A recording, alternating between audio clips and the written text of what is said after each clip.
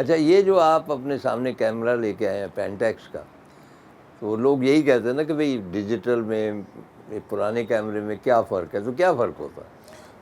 हाँ, ये मैं इसीलिए लेके आया हूँ ताकि मैं थोड़ा बहुत एक्सप्लेन कर दूँ। ये है वैसे डिजिटल, लेकिन इसकी शक्ल जो है वो ट्रेडिशनल कैमरे वाली है। हाँ, अच्छा। तो मुझे लोग ये अक्सर पूछते हैं कि ये डिजिटल में और इसमें क्या फ़र्क है। हाँ, तो मेरा एक ही तरह का जवाब होता है कि डिजिटल में आपको बहुत आसानी है कि ना कलर बैलेंस करना पड़ता है, ना फोकस करना पड़ता है। आप किसी शादी में जाएं तो 20 फोटोग्राफर डिजिटल कैमरे से दूल्हा दुल्हन की तस्वीरें उतार रहे होते हैं।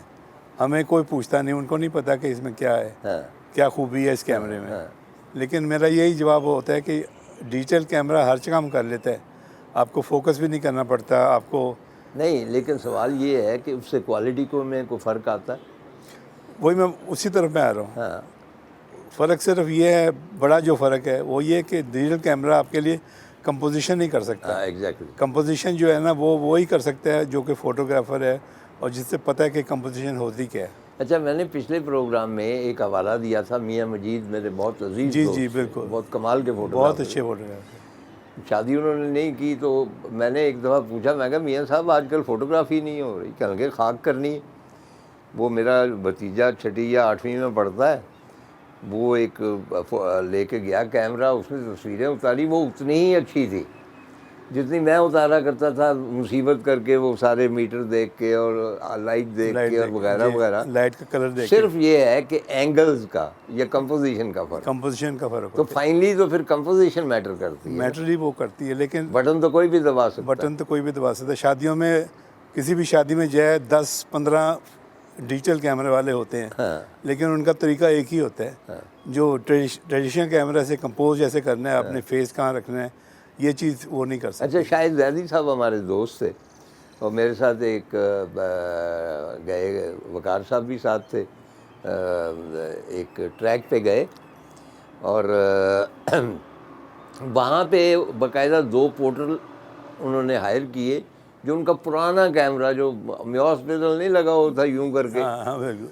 वो लगा के तस्वीरें खींचते रहे। तो वो कहते थे कि मुझे मज़ा ही नहीं आता दूसरे कैमरे में।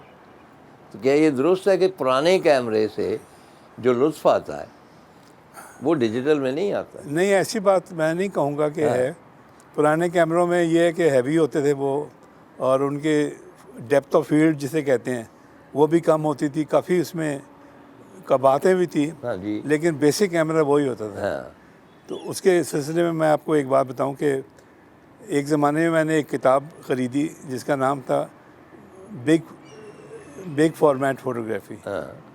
तो उसका मैं पढ़ता रहा सारा कुछ। वो 8x10 कैमरे के बारे में था। ये वही था कैमरा जो शायद जदी साहब भी शायद उस तरह का करते थे यूज़, मैं भी करता रहा हूँ। तो उसमें ये था कि ये वो तो डिजिटल उसके बाकायदा स्टैंड था लकड़ी जी का जी और सारा। स्टैंड के बगैर तो कैमरा यूज़ करना ही नहीं चाहिए। ये कैमरा भी है, स्टैंड के बगैर भी हो सकता है, लेकिन ट्राइपॉड के बगैर मैं नहीं करता। और ट्राइपॉड भी बड़ा हैवी किस्म का होना चाहिए ताकि कोई शेक या कोई ब्लर ना आए। तो उस किताब में मैं बता रहा था कि उसमें लिखा था कि आप ये बड़ा कैमरा ठीक है, इसके रिज़ल्ट बड़े अच्छे होते हैं, इसकी फोकसिंग ज़रा मुश्किल होती है, डेप्थ ऑफ फील्ड भी कम होती है। डेप्थ ऑफ फील्ड का मतलब ये कि आपके अगर मैं फोकस करूँगा तो बैकग्राउंड भी आउट ऑफ फोकस होगी, आगे से भी आउट। बिल्कुल। जब 35 या डिजिटल कैमरे से करेंगे तो सारा कुछ फोकस में आ जाएगा। उसमें लिखा हुआ था कि ये सब कबातें इसमें बहुत हैं, लेकिन एक इसमें खूबी भी है, वो ये है कि it teaches you how to behave your self. 8x10 की अगर शीट आप एक एक्सपोज कर रहे हैं और कैमरे में आपने ट्राइपॉड में फिट कर दी है, तो जब तक आप परफेक्ट नहीं होंगे, एक्सपोजर उसका, लाइट बैलेंस, हर चीज़, जब तक आप क्लिक नहीं करेंगे। 35 में तो 36 तस्वीरें होती हैं, आप क्लिक क्लिक क्लिक करें, 36 में तो 2-3 तो अच्छी निकल आएंगी। लेकिन बड़े कैमरे में ये होता है कि it tells you how to behave your self, यानी कि आपने बिल्कुल फालतू ज़ाया तस्वीर नहीं नहीं, जब सोच समझ के, जब हर चीज़। नहीं, अब तो वो 36 की लिमिट भी ख़त्म हो गई। अब तो इसमें हज़ारों तस्वीरें आ जाती हैं। ये अच्छा डिजिटल ज़फ़र साहब, बहुत सारे अब लोग ये यकीन रखते हैं जो फोटोग्राफ़र हैं इंटरनेशनल रिप्यूट के भी, वो कहते हैं कि असल photography black and white, colour जो है वो उसकी जो एस्थेटिक्स है, उसका ज़ौक़ जमाल जो है उसको मजरूह करता है। तो बहुत सारे लोग कन्वर्ट कर रहे हैं अपने आप को फिर से ब्लैक एंड वाइट फ़ोटोग्राफ़ी। असल में आपका देखा क्या? जाए तो ब्लैक एंड वाइट फोटोग्राफी में बहुत जान है, और आपको एक ही कलर से सारे टोन्स बनानी होती है। इसकी मैं छोटी सी आपको मिसाल देता हूँ। मुग़ल आज़म एक फ़िल्म बनी थी बिल्कुल। इंडिया की, बहुत बहुत बड़ी फिल्म, जी जी दिलीप कुमार, मधुबाला, पृथ्वीराज। तो वो पहली दफ़ा मैं देखी तो ब्लैक एंड वाइट में थी। इंडिया जी हाँ। जाके मैं बॉम्बे गया, वहाँ देखी तो ब्लैक एंड वाइट में थी। सेकंड टाइम जब मैं गया काफ़ी साल के बाद, तो वो कलर में किया। कन्वर्ट हो चुकी थी। तो यकीन करें कि मुझे ज़रा मज़ा नहीं आया कलर फिल्म देखने का जो ब्लैक एंड वाइट में था। तो ब्लैक एंड वाइट का अपना चार्म, अपना जादू होता है हाँ, जो कलर में नहीं है। तो बल्कि उसका गाना जो प्यार किया तो डरना क्या, वो एक गाना सिर्फ कलर था, पहले। बाकी सारी फिल्म जो होती है वो ब्लैक एंड वाइट में थी। और ब्लैक एंड वाइट में जो उसका चार्म था, जो उसकी नज़ाकत थी फिल्म की, वो कलर में नहीं आ सकी।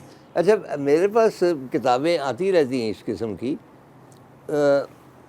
आपने कभी सोचा है कि आपके जितनी भी शाकार तस्वीरें हैं उनको किताबी शक्ल दी जाए? जी, मैंने बहुत सोचा है और मैं ये काम करने वाला हूँ अब मैं। ये कर गुजरे हैं ना। मसलन माइकल पैलन किया है हिमालयाज़, बीबीसी में काम करते हैं, अब यहाँ पे दिखाई नहीं जा सकती कि उन्होंने हिमालयाज़ को कवर किया है। तो टोटल यानी जहाँ जहाँ भी, जिन जिन मुल्कों में भी, चाइना में भी, अपना इंडिया, पाकिस्तान, उसको कवर किया है। इसी तरह हमारे एक जानने वाले हैं फ़ोटोग्राफ़र, आप शायद उनके नाम से आगाह हों, आरिफ महमूद साहब, कराची के हैं।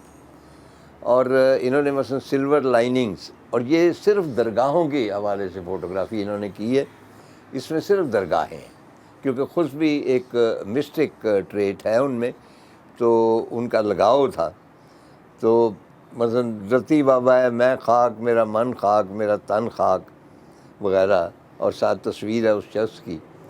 तो बल्कि इनकी एक मेरी बड़ी फेवरेट किताब है, उन्होंने एक पारसी बूढ़ा है उसकी ज़िंदगी को बयान किया है, यानी सुबह सवेरे उठ के वो क्या करता है और रात तक वो पूरी उसके पेस्टन जी या क्या नाम है, मुझे अब नाम भूल रहा है।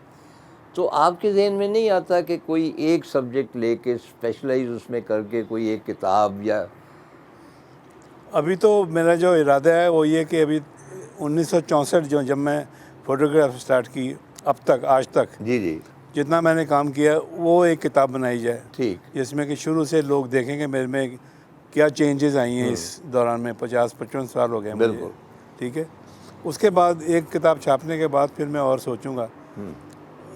पाकिस्तान में ये है कि अगर किताब आप छापना चाहते हैं तो आपके पास फालतू पैसा होना चाहिए। हाँ बिल्कुल, इसलिए बहुत ख़रीदने वाले बहुत कम होते हैं लोग, बहुत एक्सपेंसिव। ख़रीदने वाले बहुत कम जी होते हाँ, हैं। जब अगर तक आपने sponsorship ना हो। सिग्नेचर करके गिफ्ट देना है लोगों को, मुस्तंसर साहब को देना है या नईम ताहिर को देना है या असलम अज़हर को देना है, तो वो तो फिर आप अफोर्ड कर सकते हैं। अदरवाइज़ वो हम भी अफोर्ड कर सकते हैं आपकी किताब होती है। जी बिल्कुल।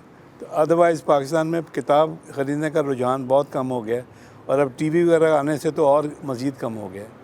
तो ये चीज़ देखनी पड़ेगी कि मेरे पास जब फालतू पैसे होंगे हाँ। मैं किताब ज़रूर बनाऊँगा, जितना भी खर्चा उसका हो।